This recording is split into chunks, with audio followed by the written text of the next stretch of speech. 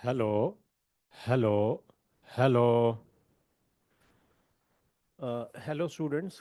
तो अब हम जो मैग्नेटिक फील्ड वाला चैप्टर है उसके नेक्स्ट पार्ट पे जा रहे हैं। जैसे पिछले सेशंस में तो हमने डिस्कस किया कि मैग्नेटिक फील्ड क्या होता है, करंट की वजह से जो मैग्नेटिक फील्ड प्रोड्यूस होता है उसका क्या फार्मूला है, अलग अलग टाइप के इस पे क्वेश्चंस किए। अब हम नेक्स्ट टॉपिक पे जा रहे हैं। नेक्स्ट टॉपिक है motion of charge in magnetic field. मतलब कोई मैग्नेटिक फील्ड स्पेस में एग्जिस्ट कर रहा है और उस मैग्नेटिक फील्ड में किसी चार्ज को प्रोजेक्ट किया, तो उस चार्ज का जो ओवरऑल मोशन होगा मैग्नेटिक फील्ड में उसको स्टडी करेंगे।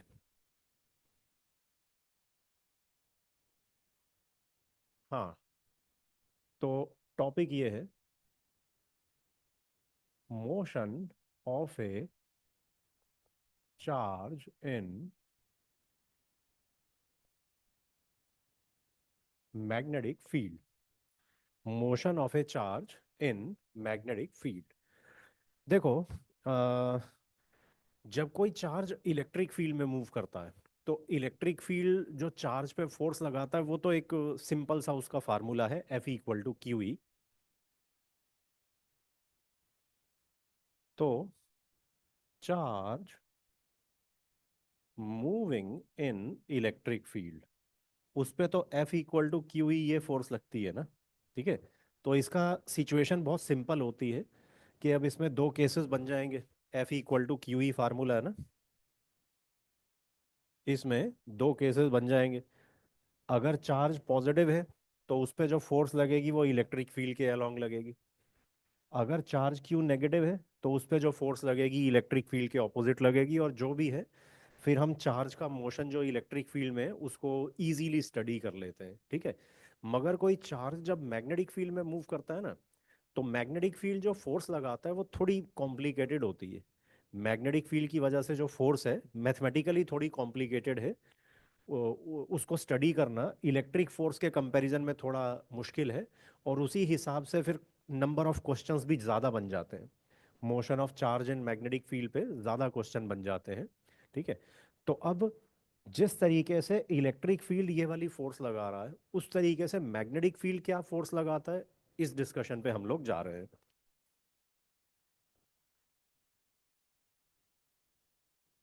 If charge Q moves in, हाँ एक minute, if charge Q moves in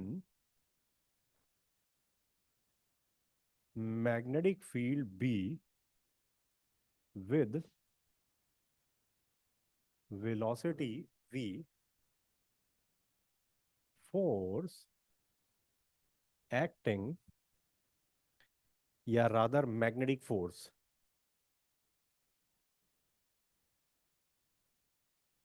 गुरुद्वारे गई थी। हम्म। हाँ हाँ। हाँ हाँ। with velocity V, magnetic force Fm acting on charge is given by, magnetic force का फार्मूला ये है, Fm equal to q v cross B. ये फार्मूला है। मतलब जिस तरीके से इलेक्ट्रिक फोर्स का formula F equal to q ही है ना, मैग्नेटिक फील्ड का कुछ ऐसा फार्मूला है, q into v cross B. Note कर लो।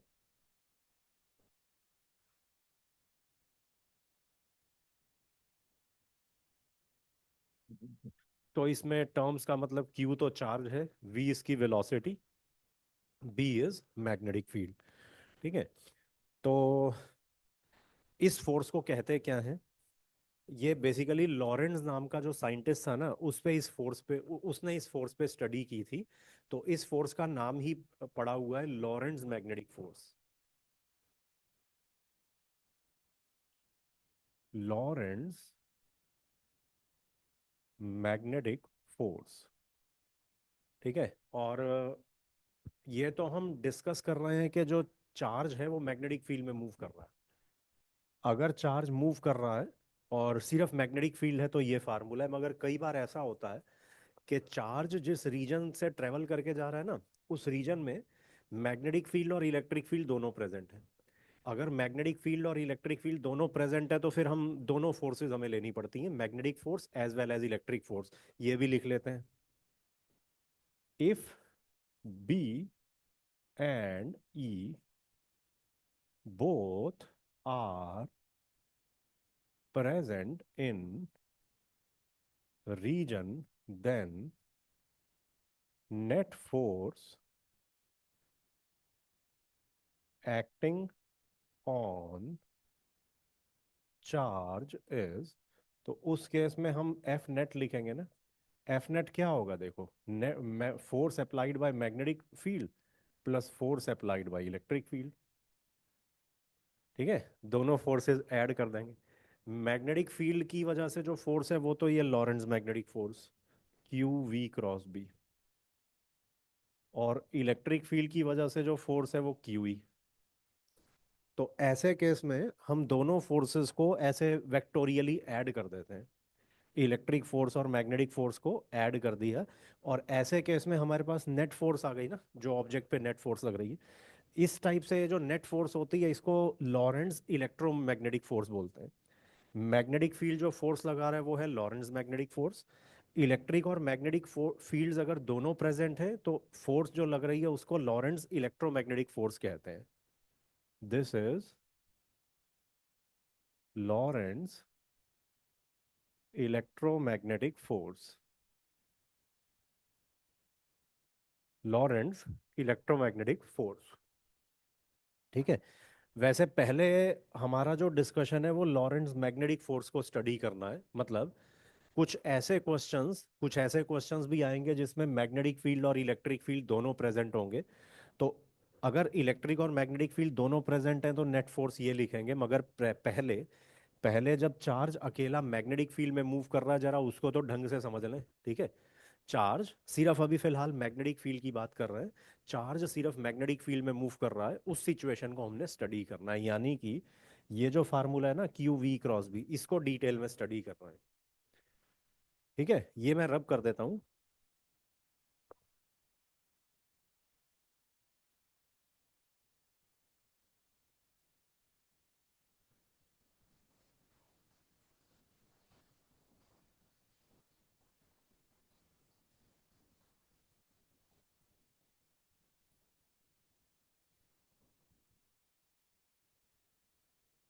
हाँ, consider charge moving in B only. Consider charge moving in magnetic field only.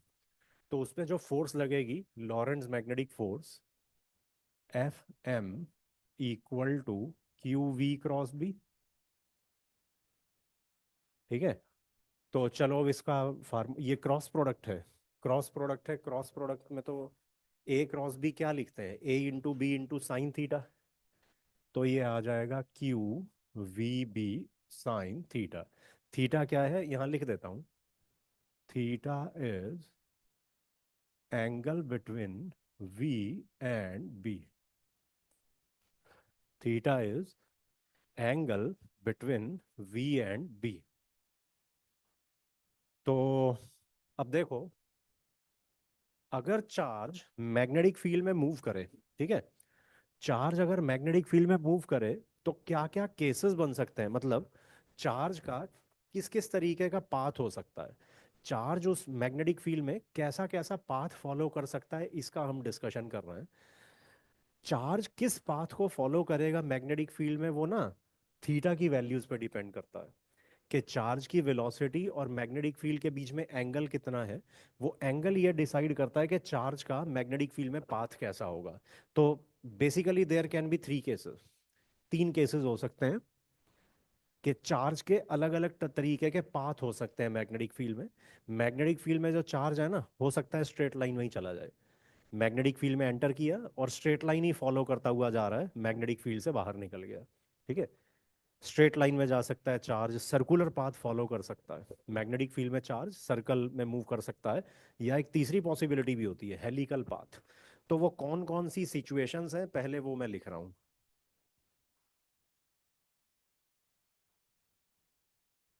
Different paths followed by charge in magnetic field. Case 1, if theta is 0 degree or theta is 180 degree. ठीक है, यानी कि charge की जो velocity है वो magnetic field के parallel है या मैग्नेटिक फील्ड के एंटी पैरेलल है। देन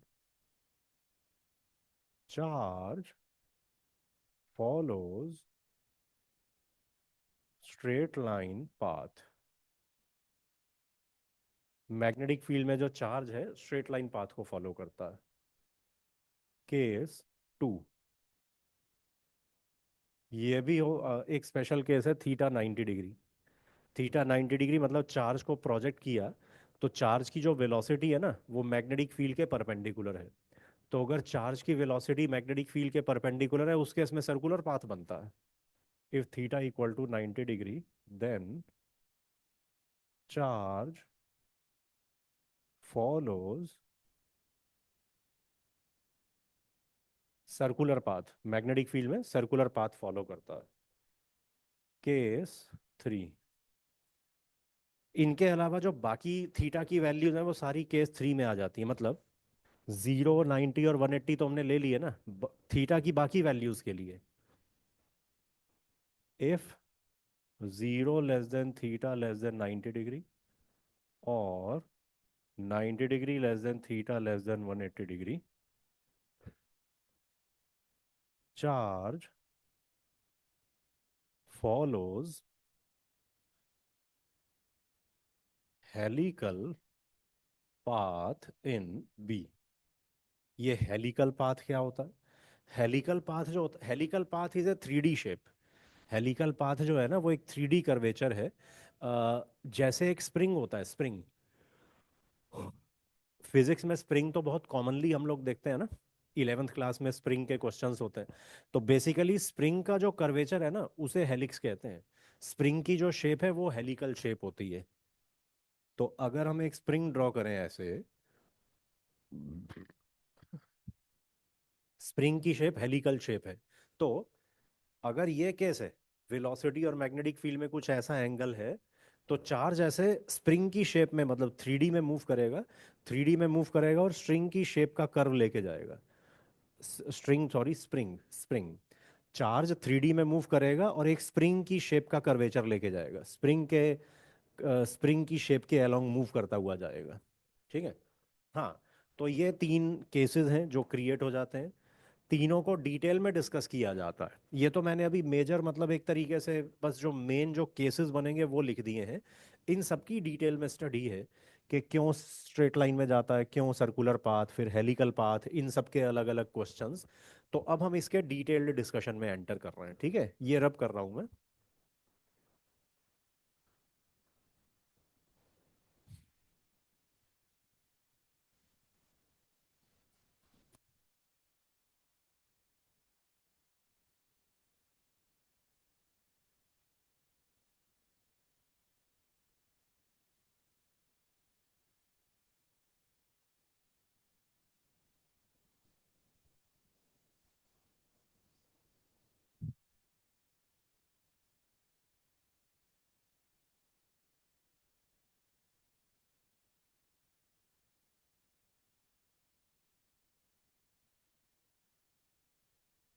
हाँ, मैं फिर से लिख रहा हूँ वही formula, FM equal to QV cross B। ये आएगा QVB साइन थीटा। पहले हम वो केसेस डिस्कस कर रहे हैं कि कौन सी सिचुएशन होगी कि चार्ज मैग्नेटिक फील्ड में प्रेजेंट है और उस पर कोई फोर्स नहीं लग रही है। पहले ये देख लेते हैं। ठीक है, देखो, कभी भी चार्ज इलेक्ट्रिक फील्ड में प्रेजेंट हो ना, तो पक्की बात है इलेक्ट्रिक फील्ड उस पर फोर्स लगाएगा, क्योंकि इलेक्ट्रिक फोर्स का फार्मूला तो ये है, F=QE। इलेक्ट्रोस्टैटिक फोर्स का फार्मूला ये। जब भी कोई चार्ज किसी इलेक्ट्रिक फील्ड में प्रेजेंट है तो पक्की बात है उस पर फोर्स लगनी है। मगर अगर कोई चार्ज मैग्नेटिक फील्ड में प्रेजेंट है ना, तो हो सकता है कि चार्ज मैग्नेटिक फील्ड में है तो सही मगर उस पर कोई फोर्स नहीं लग रही। तो डिस्कस कर रहे हैं कि कौन कौन से कंडीशंस में चार्ज पे मैग्नेटिक फील्ड कोई फोर्स नहीं लगाएगा। देखो, ये मैग्नीट्यूड है, Fm=0 इफ, कौन कौन से केसेस हैं बताओ, कौन मतलब एफ एम किस किस केस में जीरो हो सकता है। इफ एक तो ये है कि अगर हम चलो क्यू को ही जीरो पुट कर दें। क्यू को जीरो पुट करने वाला हम काम नहीं कर रहे हैं, क्योंकि क्यू को जीरो पुट करने का मतलब कोई चार्ज ही नहीं है। चार्ज नहीं है तो फोर्स भी नहीं लगेगी, ठीक है, ये मीनिंगलेस केस हो जाएगा ना। या कोई कहे चलो मैग्नेटिक फील्ड को जीरो पुट कर दो, अरे जब मैग्नेटिक फील्ड ही नहीं होगा तो कॉमन सेंस की बात है कि फोर्स नहीं लगेगी। तो चार्ज को जीरो या मैग्नेटिक फील्ड को जीरो पुट करना मीनिंगलेस सिचुएशंस हैं। हाँ, वेलोसिटी को जीरो करते हैं चलो। इफ v=0, इसका मतलब पता है क्या है? v=0 यानी चार्ज जो है वो स्टेशनरी है। तो मैग्नेटिक फील्ड कभी भी स्टेशनरी चार्ज पे कोई फोर्स नहीं लगाता, ऐसा इलेक्ट्रिक फील्ड में कभी नहीं होता। इलेक्ट्रिक फील्ड के अंदर भले ही चार्ज रेस्ट पे है मगर इलेक्ट्रिक फील्ड उस पर फोर्स लगा देगा, चार्ज एक्सेलरेट कर जाएगा, ठीक है। मगर कोई चार्ज अगर मैग्नेटिक फील्ड में स्टेशनरी है ना, तो मैग्नेटिक फील्ड स्टेशनरी चार्ज पे कोई फोर्स नहीं लगाता है। That is b applies no force on stationary charge। ठीक है। हाँ, और इसके अलावा सेकंड केस भी हो सकता था sin θ0।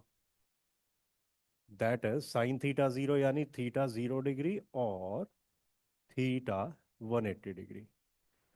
थीटा 0 डिग्री या 180 डिग्री हो ना, उसमें भी मैग्नेटिक फोर्स जीरो हो जाती है।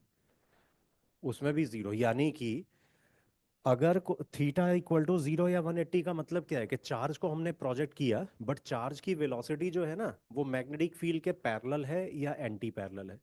तो किसी चार्ज को प्रोजेक्ट करें और उसकी velocity parallel to magnetic field या anti parallel to magnetic field है, तब भी मैग्नेटिक फील्ड उस पर कोई फोर्स नहीं लगाता। तो फिर तो अगर मैग्नेटिक फील्ड फोर्स ही नहीं लगा रहा है तो इनर्शिया की वजह से तो चार्ज स्ट्रेट लाइन में जाएगा। इनर्शिया की वजह से चार्ज स्ट्रेट लाइन में जाएगा, तो यही तो केस वन था जो मैंने इससे पहले एक्सप्लेन किया कि अलग अलग केसेस कौन से बन सकते हैं मोशन ऑफ चार्ज के। तो उसमें लिखवाया तो था अगर θ0 या 180 है तो charge follow straight line path, क्योंकि मैग्नेटिक फील्ड कोई फोर्स नहीं लगा रहा।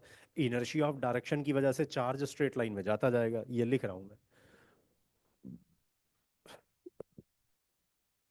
In this case charge in this case charge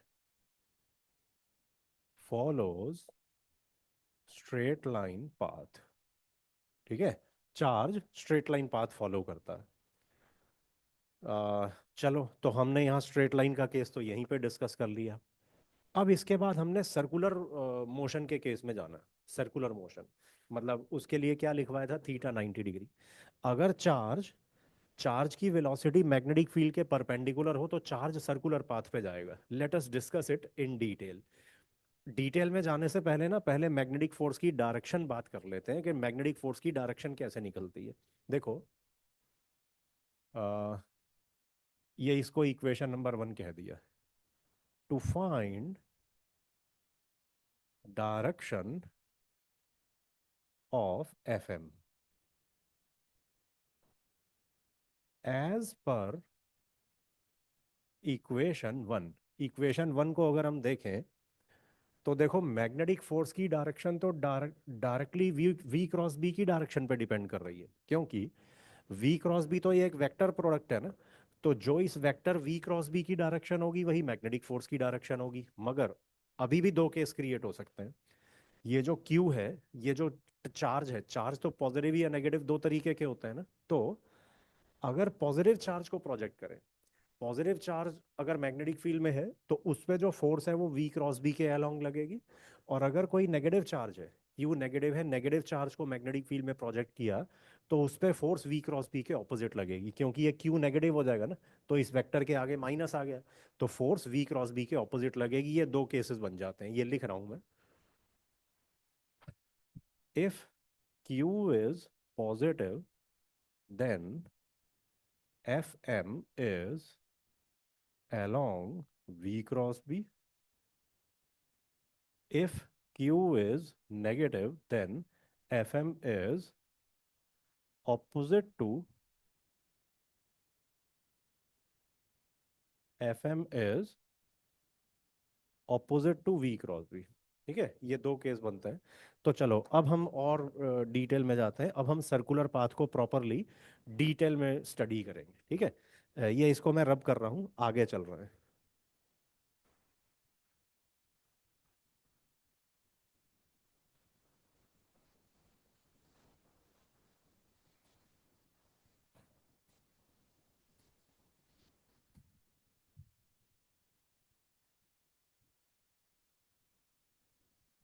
हाँ, circular path of charge in magnetic field. Circular path of charge in magnetic field. तो कुछ हमने अभी लिखवाया था कि चार्ज की वेलोसिटी मैग्नेटिक फील्ड के परपेंडिकुलर है, तो चार्ज सर्कुलर पाथ में जाता है। तो एग्जांपल ले रहे हैं, इसमें एग्जांपल ले लेते हैं कि let us say magnetic field is into the plane of paper. Example है, let us say magnetic field है इनटू द प्लेन।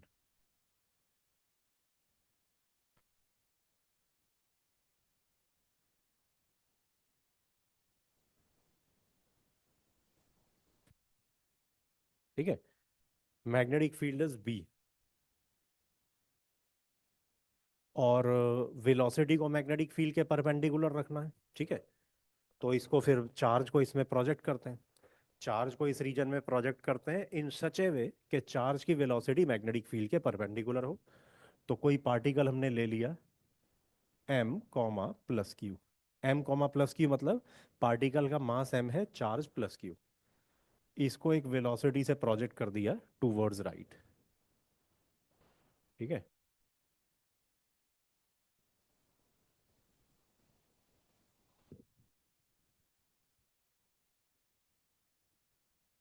हाँ तो फिर let particle m comma plus q. Particle m comma plus q का मतलब है इस particle का मास m है, चार्ज प्लस क्यू है, इज थ्रोन इन b विद स्पीड v। ठीक है, फिगर में दिख रहा है, नोट कर लो, मैं जस्ट 1 मिनट में कंटिन्यू कर रहा हूँ अभी।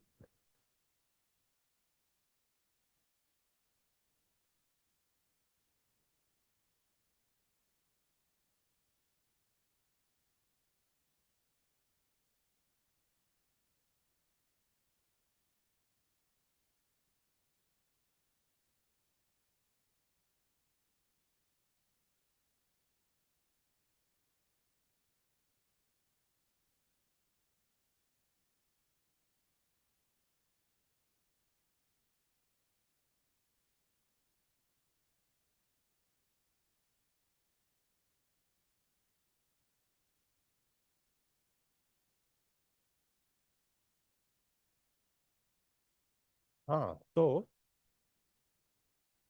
इस पे फोर्स की डायरेक्शन निकालते हैं, फोर्स। ठीक है, तो f M equal to q v cross b. Force की डायरेक्शन क्या होगी इस पे बताओ। अभी मैंने इसमें पिछले पेज पे लिखा था कि चार्ज तो पॉजिटिव है, क्यू पॉजिटिव है, तो मैग्नेटिक फोर्स की डायरेक्शन तो वी क्रॉस बी के अलोंग होगी। ठीक है, क्यू पॉजिटिव है ना, तो वी क्रॉस बी की डायरेक्शन निकाल लेते हैं। क्रॉस प्रोडक्ट की डायरेक्शन तो आपको पता ही होगा कैसे निकलती है। अगर कोई दो वेक्टर्स हैं ए और बी, इसमें बताना इस फिगर में ए वेक्टर और बी वेक्टर दिए हैं, तो ए क्रॉस बी की डायरेक्शन क्या होगी। ए क्रॉस बी बच्चों को पता ही होता है, राइट हैंड थंब रूल से निकालते हैं। ए क्रॉस बी की डायरेक्शन निकालने के लिए ए क्रॉस बी की डायरेक्शन निकालने के लिए राइट हैंड की फिंगर्स को ए वेक्टर से बी वेक्टर की तरफ कर्ल करते हैं। तो ये वेक्टर ए, ये बी, राइट हैंड की फिंगर्स को अगर ए वेक्टर से बी वेक्टर की तरफ कर्ल करें, thumb gives the direction of A cross B. यहाँ thumb out of the plane है, ठीक है। तो इस फिगर में A cross B out of plane होगा। यही काम जरा इसमें कर लेते हैं। तो इसमें वेलोसिटी वेक्टर जो है वो टूवर्ड्स राइट है। Velocity vector towards right, magnetic field into the plane है, ठीक है। वेलोसिटी वेक्टर टूवर्ड्स राइट है, magnetic field into the plane. तो राइट हैंड की फिंगर्स को हमने वी से बी की तरफ कर्ल करना है। Velocity towards right, magnetic field into the plane, right hand की फिंगर्स को वी से बी की तरफ कर्ल करें तो थंब अपवर्ड है, ठीक है। वी से बी की तरफ कर्ल करने पे थंब अपवर्ड है, यानी इस पे फोर्स लगेगी अपवर्ड डायरेक्शन में। तो इस चार्ज पे फोर्स जो लगेगी, मैग्नेटिक फोर्स, वो अपवर्ड डायरेक्शन में होगी, ठीक है। अच्छा, मैग्नेटिक फोर्स की डायरेक्शन निकालने के दो तरीके होते हैं। एक तो ये वी क्रॉस बी से हम लोग निकाल सकते हैं, राइट हैंड थंब रूल लगा के वी क्रॉस बी। एक दूसरा तरीका भी होता है, और जो दूसरा तरीका है वो उल्टा ज़्यादा आसान है। एक रूल होता है Fleming's left hand rule. Fleming's left hand rule, उसका भी इस्तेमाल करके मैग्नेटिक फोर्स की डायरेक्शन निकाल सकते हैं, वो डिस्कस कर रहे हैं हम लोग।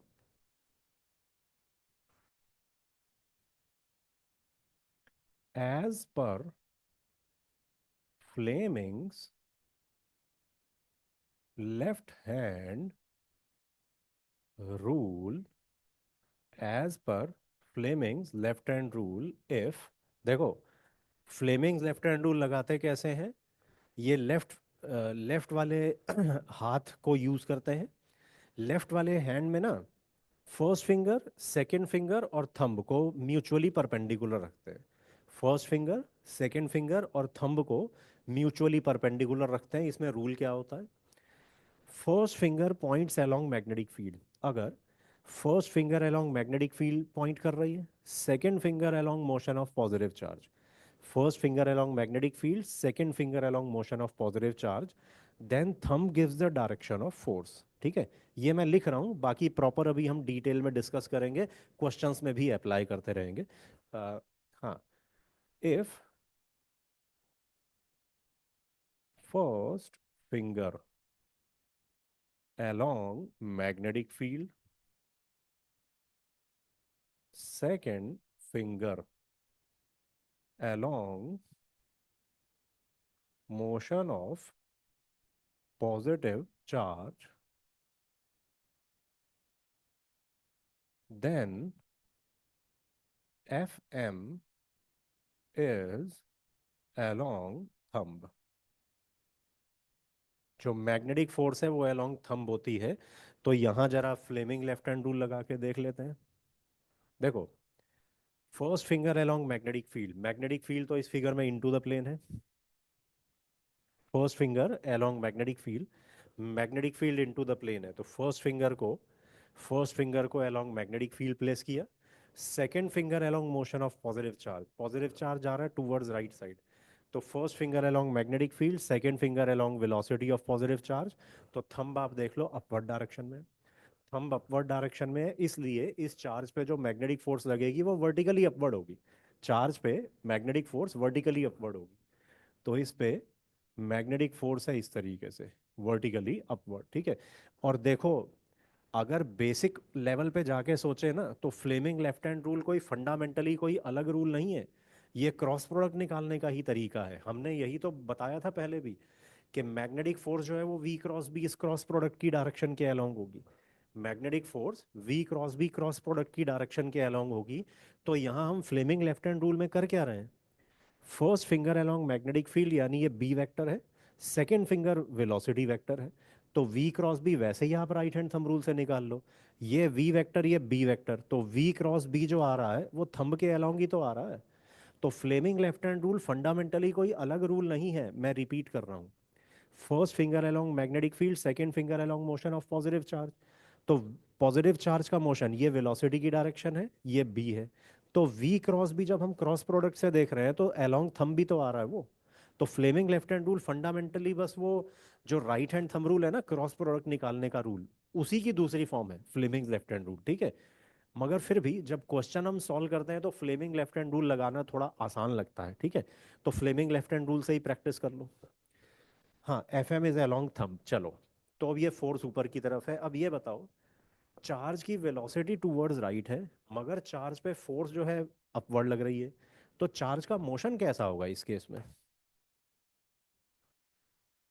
काफी बच्चों ने तो ये टॉपिक पहले पढ़ रखा होता है, स्कूल में पढ़ा दिया गया और कहीं पढ़ा दिया गया, खुद पढ़ लिया। तो बच्चे बता देते हैं सर्कुलर पाथ। अब ये सर्कुलर पाथ कैसे हो गया, लेट अस डिस्कस इट। इसमें थोड़ा एक एक्चुअली एक स्पेशल सिचुएशन क्रिएट हो रही है जिसकी वजह से सर्कुलर पाथ हो रहा है। फिजिक्स में ना, फिजिक्स में एक फंडामेंटल केस होता है फोर्सेस के मामले में। फंडामेंटल केस ये है कि अगर किसी ऑब्जेक्ट पे कोई ऐसी फोर्स लग रही है जो force at all times velocity के परपेंडिकुलर हो,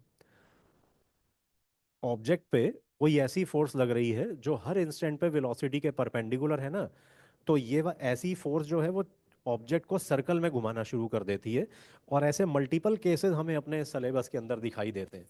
कुछ अगर एग्जांपल लें, कुछ एग्जांपल लें, एक minute, f m is along thumb, hence f m is upward, ठीक है, वर्टिकली अपवर्ड, ये जो फिगर में दिख रहा है। हाँ, मैं ये कह रहा था कि अब इसका चार्ज का पाथ सर्कुलर कैसे हो जाएगा। हमें फिजिक्स में ऐसे मल्टीपल सिचुएशंस दिखाई देती हैं, जैसे मान लो ग्रेविटेशन चैप्टर जो है वो इलेवेंथ इलेवेंथ क्लास का चैप्टर है ना, ग्रेविटेशन। ग्रेविटेशन में सैटेलाइट मोशन का एक केस होता है कि जो सैटेलाइट है वो अर्थ के चारों तरफ सर्कुलर ऑर्बिट में मूव करती है। जरा उसके बारे में सोचते हैं, देखो, सैटेलाइट मोशन,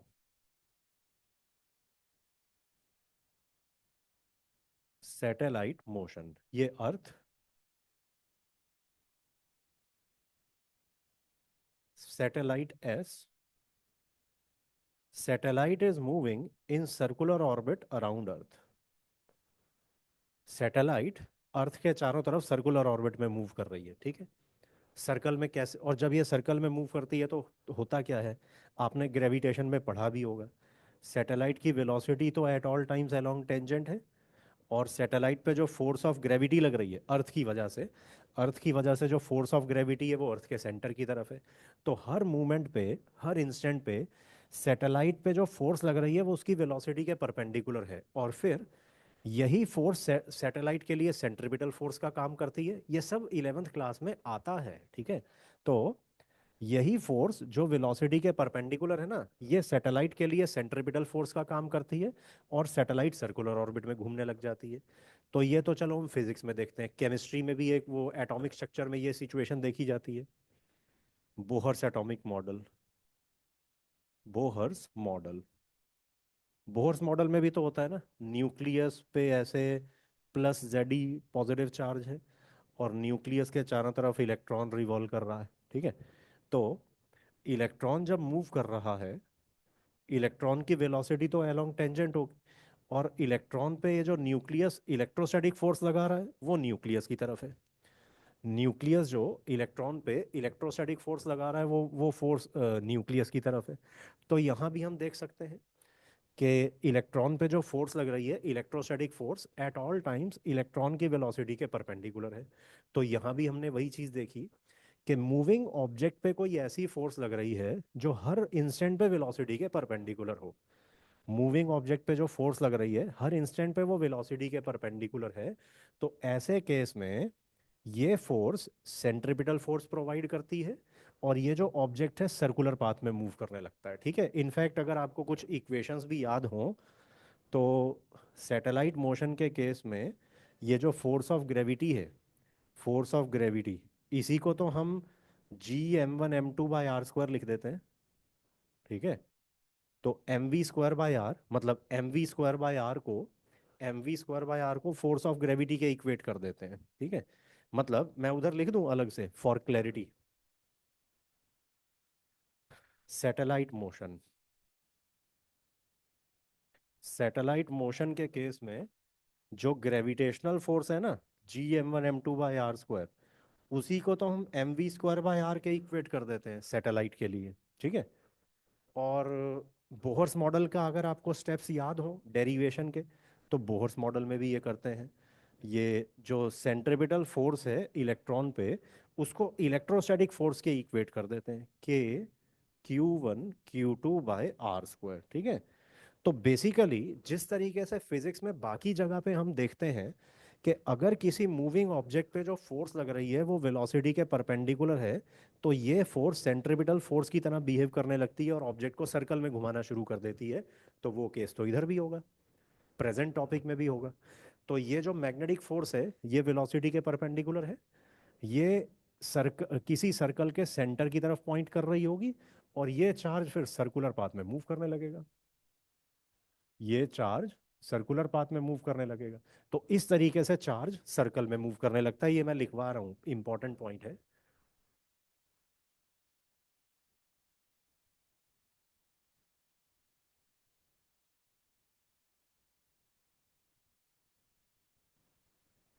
हाँ, ये जो मैग्नेटिक फोर्स है, f m being perpendicular to velocity at all times, now behaves as centripetal force and charge moves in a circle, and charge moves in a circle। हाँ, आगे चलते हैं। अब अगर चार्ज सर्कल में मूव कर रहा है तो उस सर्कल का रेडियस ऑब्टेन कर लेते हैं।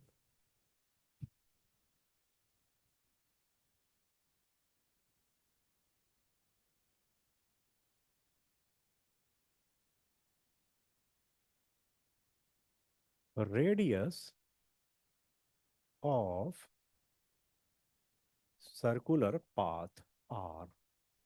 हाँ, इसके लिए करेंगे, देखो, फॉर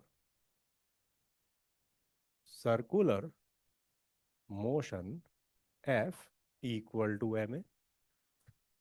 सर्कुलर मोशन के लिए f equal to M a. M ए की जगह पे तो वो सेंट्रिपिटल फोर्स की टर्म आएगी। और इस पे कौन सी फोर्स लग रही है? मैग्नेटिक फोर्स ही तो लग रही है जो सर्कल के सेंटर की तरफ पॉइंट कर रही है। Q v b sine 90 degree. Q v b sine 90 degree. Velocity और मैग्नेटिक फील्ड में तो एंगल 90 डिग्री है ना, ठीक है। तो इसको सॉल्व करके radius of circle m we by B q, ये फार्मूला क्वेश्चंस में यूज होगा। Radius of circular path is m v by b Q. ठीक है, आगे प्रोसीड करेंगे अभी।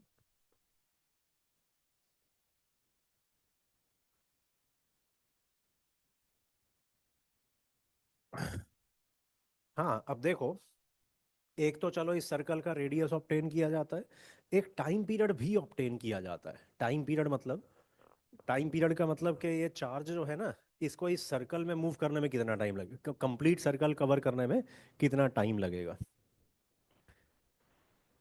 Time period of circular motion T. तो टाइम तो हम लोग डिस्टेंस अपॉन स्पीड से लाते हैं ना। तो टाइम विल बी, एक पूरे सर्कल में एक पूरे सर्कल में जब चार्ज मूव किया तो उसने डिस्टेंस कितना कवर किया, ये पेरीमीटर के बराबर 2 पाई आर, और उसकी स्पीड कितनी है v। ठीक है, तो ये रेडियस का फार्मूला पुट कर देते हैं, m we by B q. Radius का formula m we by B q, v से वी कट गया, टाइम पीरियड का ये रिजल्ट आ गया, 2 pi m by B Q.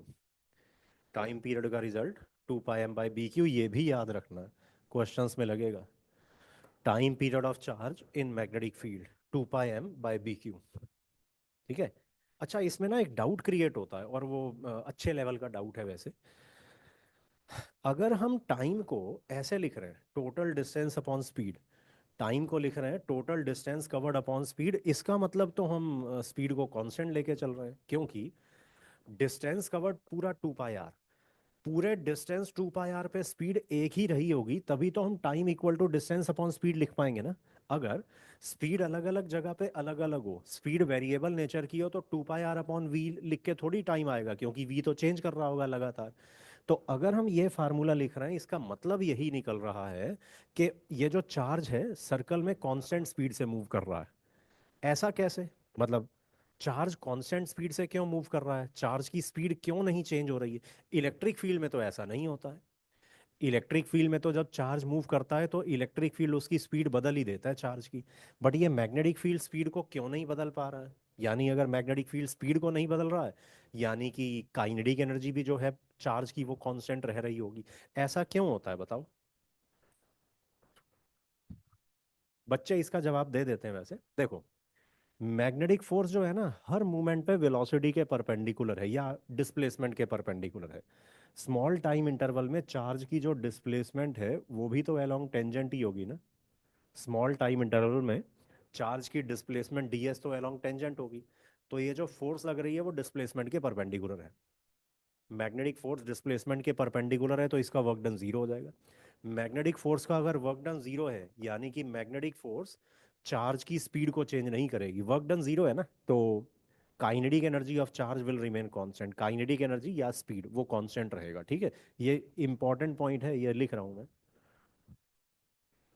Note, as Fm perpendicular to ds at all times,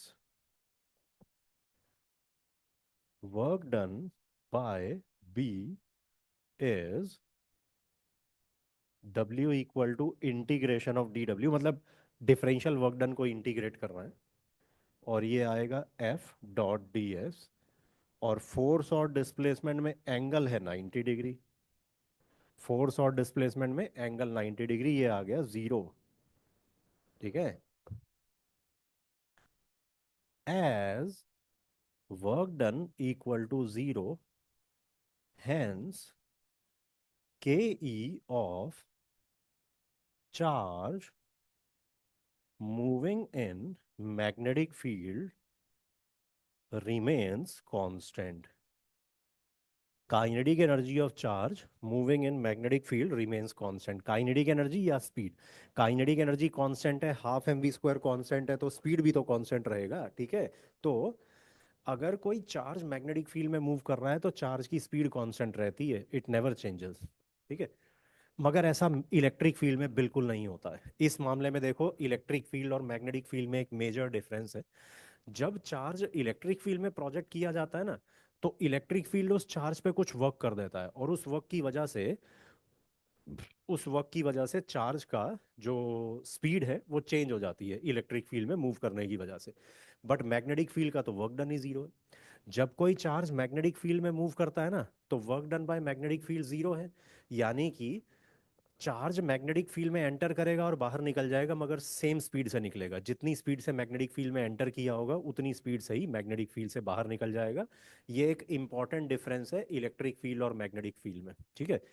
यानी कि अब एक एग्जांपल ले रहा हूँ कि एक चार्ज एक रीजन में एंटर किया, और हमें ये दिया है कि इस रीजन में इलेक्ट्रिक फील्ड या मैग्नेटिक फील्ड हो सकते हैं या दोनों ही हो सकते हैं, ठीक है।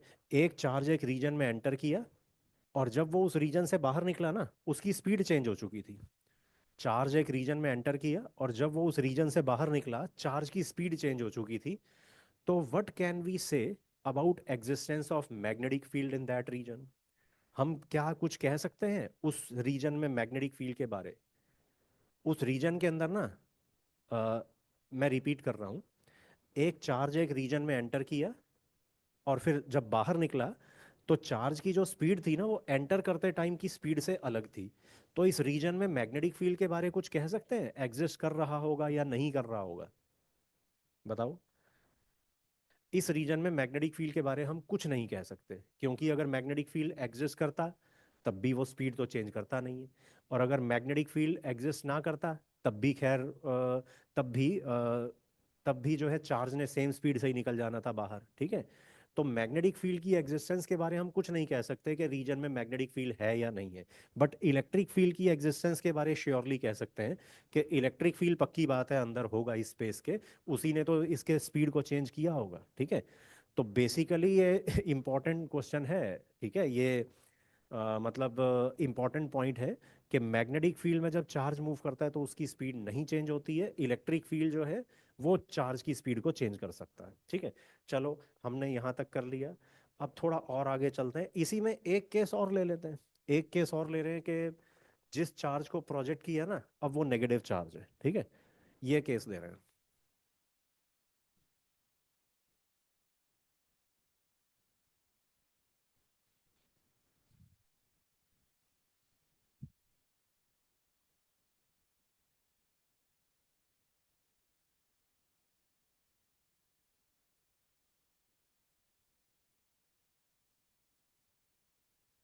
Suppose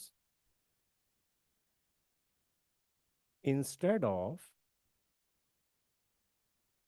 particle m comma plus Q, suppose instead of particle m comma plus Q,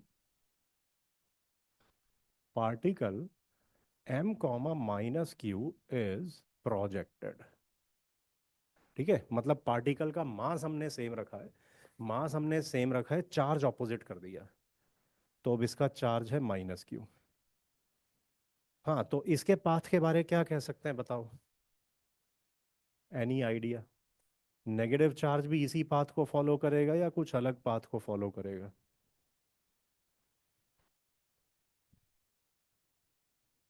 इस केस में बच्चे वैसे बता देते हैं नेगेटिव चार्ज का पाथ भी सर्कल होगा, मगर वो नीचे की तरफ बनेगा। उसका रीजन क्या है देखो। नेगेटिव चार्ज पे पहले फोर्स की डायरेक्शन निकाल लेते हैं। फ्लेमिंग लेफ्ट हैंड रूल लगा रहे हैं। First finger along magnetic field, second finger along motion of positive charge. तो first finger along magnetic field, magnetic field तो इनटू द प्लेन है। अब देखो, किसी नेगेटिव चार्ज को अगर राइट साइड पे वेलोसिटी दी है ना, नेगेटिव चार्ज की वेलोसिटी राइट साइड पे है, तो it is equivalent to positive charge moving in opposite direction. कोई नेगेटिव चार्ज अगर राइट साइड पे जा रहा है तो हम मान सकते हैं पॉजिटिव चार्ज लेफ्ट पे जा रहा होगा। करंट में भी तो यही करते हैं। वायर में जिस डायरेक्शन में इलेक्ट्रॉन्स मूव कर रहे होते हैं उसके ऑपोजिट डायरेक्शन में करंट लेते हैं, क्योंकि जिस डायरेक्शन में इलेक्ट्रॉन्स जा रहे होंगे पॉजिटिव चार्ज मान लेंगे उसके ऑपोजिट जा रहा है। यही काम इधर करना है। तो नेगेटिव चार्ज टूवर्ड्स राइट जा रहा है, तो it is equivalent to a positive charge moving towards left. Fleming left hand rule लगा रहा है। First finger along magnetic field यानी going into the plane, first finger along magnetic field going into the plane, second finger मैंने along motion of positive charge रख लिया। तो आप देख सकते हो जो थंब है ना, जो थंब है वो डाउनवर्ड डायरेक्शन में, थंब डाउनवर्ड डायरेक्शन में है, यानी कि इस नेगेटिव चार्ज पे जो फोर्स लगेगी वो डाउनवर्ड होगी। नेगेटिव चार्ज पे मैग्नेटिक फोर्स डाउनवर्ड होगी। अब ये मैग्नेटिक फोर्स किसी सर्कल के सेंटर की तरफ पॉइंट कर रही होगी, तो ये चार्ज उस सेंटर के अबाउट सर्कल में घूमने लगेगा। ठीक है, तो नेगेटिव चार्ज का जो पाथ है वो नीचे की तरफ बनता है। तो this is path of plus Q and this is path of minus Q. Plus Q और माइनस क्यू के पाथ है ये, ठीक है। और अगर माइनस क्यू वाला चार्ज जो है उसका रेडियस ऑफ सर्कल निकालना है, वो तो आप समझ ही लोगे, वो भी वैसे ही आएगा जैसे पॉजिटिव चार्ज का था। For circular motion F equal to M A की जगह पे लगा दिया mv² बाय आर, और ये QVB साइन 90 डिग्री। इसका भी फार्मूला वही आएगा, mv/bq। Radius of circular path इसका भी वही है, mv/bq। ठीक है। और टाइम पीरियड की बात करें, time period, time period T similar way में इसका भी वही है, डिस्टेंस अपॉन स्पीड। ये भी कांस्टेंट स्पीड से ही मूव करेगा। मैग्नेटिक फोर्स हर मूवमेंट पे वेलोसिटी के परपेंडिकुलर होगी, डिस्प्लेसमेंट के परपेंडिकुलर होगी। Work done by magnetic field zero होगा, तो ये कांस्टेंट स्पीड से जाएगा। तो 2 पाई अपॉन v, और ये है mv/bq। तो नेगेटिव चार्ज का भी टाइम पीरियड जो है 2 πm/bq होता है। ठीक है, ये इसके आंसर्स हैं, मतलब सॉरी ये इसके फार्मूले हैं। तो यहाँ तक हमने ये motion of charge in magnetic field, इसके इसकी जो मेन थ्योरी है वो डिस्कस कर ली है। सर्कुलर पाथ की थ्योरी हमने डिस्कस कर ली है। अब इसके क्वेश्चंस पे जा रहे हैं, ठीक है। क्वेश्चन स्टार्ट कर रहे हैं, इसको रब कर रहा हूं मैं।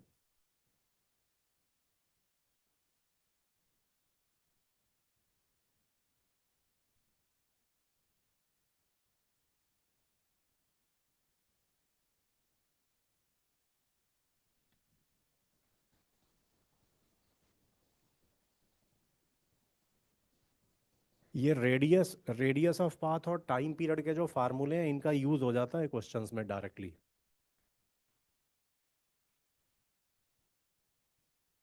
हाँ, मैं क्वेश्चन लिख रहा हूँ। A proton comma a deuteron and an alpha particle each accelerated each accelerated through same potential each accelerated through same potential enter a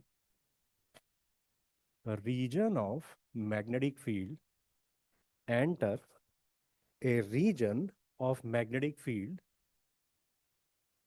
along perpendicular to B. Find ratio of radii of circular paths followed by them.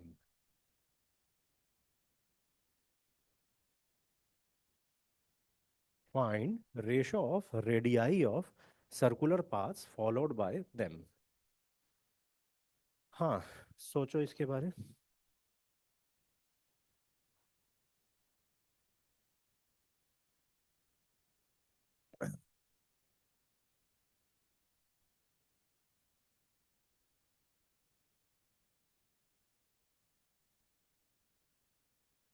सबसे पहले ये discuss कर लें कि ये इनके ऊपर मास और चार्ज वगैरह कितना होता है। देखो, प्रोटॉन प्रोटॉन का चलो मास m ले लेते हैं, चार्ज q। ठीक है। तो फिर deuteron,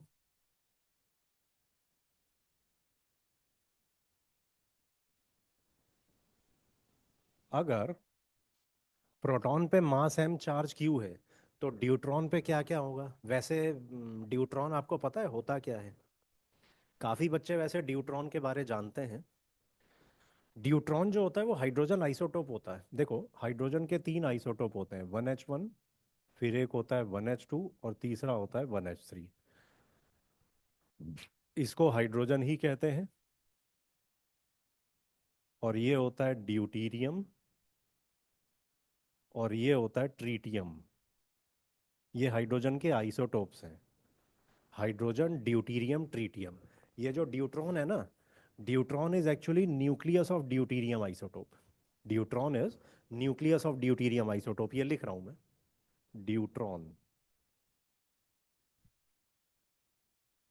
deuteron is nucleus of deuterium atom.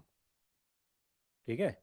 तो ये तो सामने ही दिख रहा है, इसका सिंबल 1h2। ये नीचे वाला एटॉमिक नंबर होता है, ऊपर जो इंटीजर होता है वो मास नंबर होता है।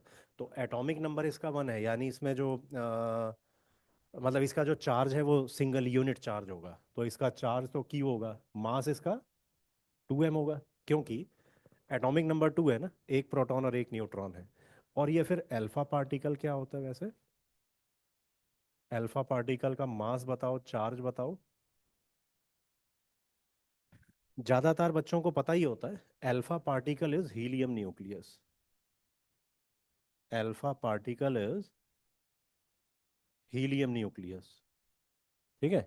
तो फिर मास इसका 4m हो जाएगा, चार्ज इसका 2q लिखेंगे। ठीक है। चलो, क्योंकि देखो, जो फार्मूले हैं, फार्मूलों में मास की टर्म आ रही है ना, मास की टर्म आ रही है, चार्ज क्यू की भी टर्म आती है। तो पहले ये तो देख लिया ना कि मास और चार्जेस इनके हैं क्या क्या। अब इसके बाद हम आगे प्रोसीड करेंगे। अब करें क्या वैसे? रेडियस ऑफ देयर पाथ की रेशो निकालनी है ना, तो रेडियस का फार्मूला यूज कर लेते हैं। ठीक है। ये इसको मैं रब कर देता हूँ, ये वाला पोर्शन।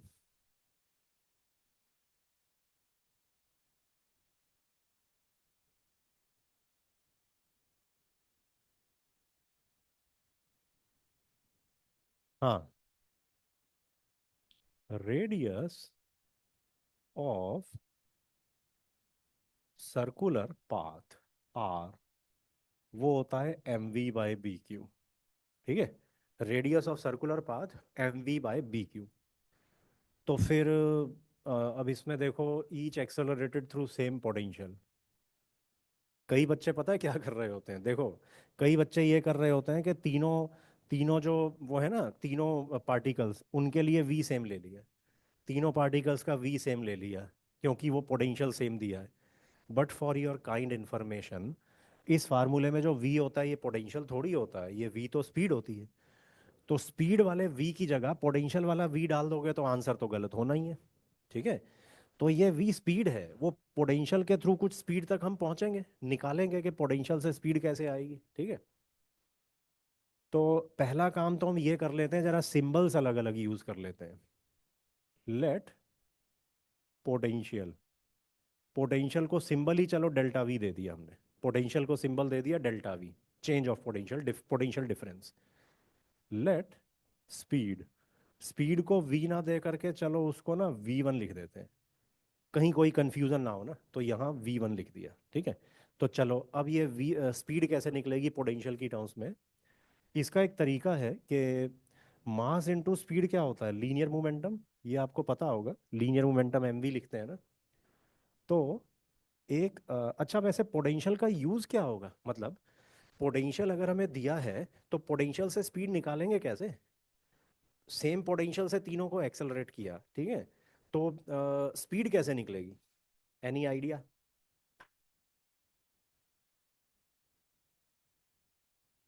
बच्चों से इसका आंसर आ ही जाता है, वैसे इसका आंसर है वो इलेक्ट्रोस्टैटिक चैप्टर में, वो होता है ना एक इलेक्ट्रिक वर्क डन की वजह से, मतलब वो इलेक्ट्रोस्टैटिक पोटेंशियल ने जो वर्क किया होगा ना, उसकी वजह से एक्चुअली पार्टिकल की काइनेटिक एनर्जी बढ़ गई होगी। We know K E of charge half M V square, और वो चार्ज इनटू पोटेंशियल डिफरेंस होगा। यही तो करते हैं, इलेक्ट्रोस्टैटिक वर्क डन तो हम लोग चार्ज इनटू पोटेंशियल डिफरेंस ही लिखते हैं। ठीक है, तो पोटेंशियल डिफरेंस ने जो वर्क किया होगा चार्ज पे, वो चार्ज इनटू पोटेंशियल डिफरेंस रहा होगा, क्यू इनटू डेल्टा वी। तो फिर अब ये काइनेटिक एनर्जी है, इसको ऐसे लिख लो जरा, एम वी वन का स्क्वायर अपॉन टू एम। मतलब मैंने m से मल्टीप्लाई और डिवाइड कर दिया। ठीक है, ये जो एक्सप्रेशन था ना half M V one square, इसको m से मल्टीप्लाई और डिवाइड कर दिया, तो फिर ये न्यूमिनेटर में एम वी वन का होल स्क्वायर बन जाएगा, डिनोमिनेटर में two M Q into delta V.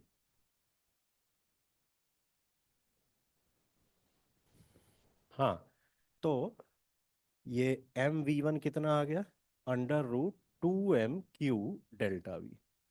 और एम वी वन क्या है, लीनियर मोमेंटम है, under root two M Q delta we. ठीक है, तो लीनियर मोमेंटम का एक तरीके से फार्मूला आ गया। अरे ये हमारा पर्पस बहुत, जो हम चाहते हैं ना वो काम बहुत आसान हो जाएगा इससे, क्योंकि अब ये मास और चार्ज तो हमें दिया ही हुआ है तीनों का, हमें पता है, मतलब डेल्टा भी वैसे ही तीनों का सेम है। ठीक है, तो अब ये इस तरीके से आ गया ना, root two M Q delta V upon B Q, Q से क्यू थोड़ा कैंसिल करके ये बन जाएगा one upon B root two M delta V upon Q, ये आ गया। ठीक है, अब इसमें तीनों पार्टिकल्स का मास चार्ज वगैरह पुट करते हैं। Radius of path of proton one upon B, proton का मास डेल एम ले रखा है, ठीक है, चार्ज उसका Q. Radius of path of deuteron one upon B, deuteron का मास तो टू एम लिया था, है ना, टू एम ही तो था ड्यूट्रॉन का मास, टू एम, चार्ज उस पे क्यू। और radius of path of alpha particle one upon B root, alpha particle का मास फोर एम, और उस पे जो चार्ज है टू क्यू। ठीक है, तो अब हमें क्लियरली दिखाई दे रहा है radius of path of proton ratio radius of path of deuteron ratio radius of path of alpha particle. इसमें रूट टू की टर्म आ गई, क्योंकि बाकी सब तो कांस्टेंट है, कट जाएंगे, इसमें रूट टू की टर्म आ गई, दूसरे वाले में रूट फोर की टर्म, और तीसरे वाले में भी रूट 4 की टर्म, यानी कि root 2 ratio 2 in other words it becomes 1 ratio root 2 ratio root 2। ये आंसर है इसका। ठीक है, इस क्वेश्चन का आंसर ये है। Radius of their circular paths, radius of their circular paths are in this ratio, 1 ratio root 2 ratio root 2।